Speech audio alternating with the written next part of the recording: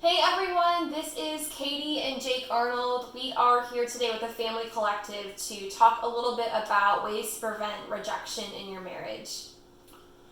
I think one of the big things with rejection in marriage is, we know that sometimes it happens because we're imperfect people. So the tips that we're going to share today, the three of them that we're going to share, both help on the front and back end of rejection, because it happens sometimes in marriage. So I would say that number one, and it's worked for Katie and I, is knowing yourself. So, like, knowing what your needs are in the specific moment and knowing what your needs are in general. So, I would say for me, I'm an acts of service person. So, if when Katie comes home, she does the dishes for me, like, that's huge to me because it tells me that, no matter what week I've had, that Katie's there with me in that moment, and it's just something off of my plate load. Yeah.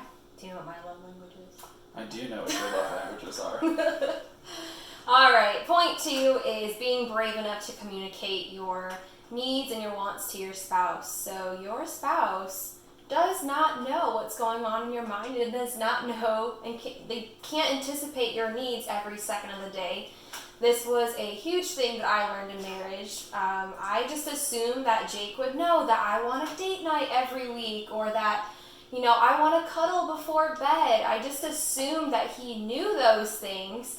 And it actually caused a lot of hurt at the beginning of our marriage because I'm like, why doesn't he do all these things? Marriage is supposed to be all, lovey-dovey all the time. And it's so important to be able to communicate to your spouse what your needs are, and that actually prevents rejection from happening more often than not. So, That's good.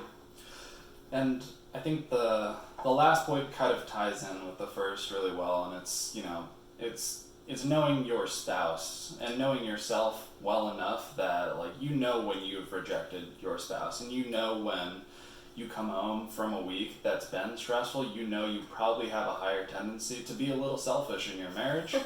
And you want all of those things to help you feel better, and you're less interested in what it is that your spouse needs. So I think just a fresh perspective of, like, not being selfish in your marriage is going to be huge, and it's going to go a long way for you.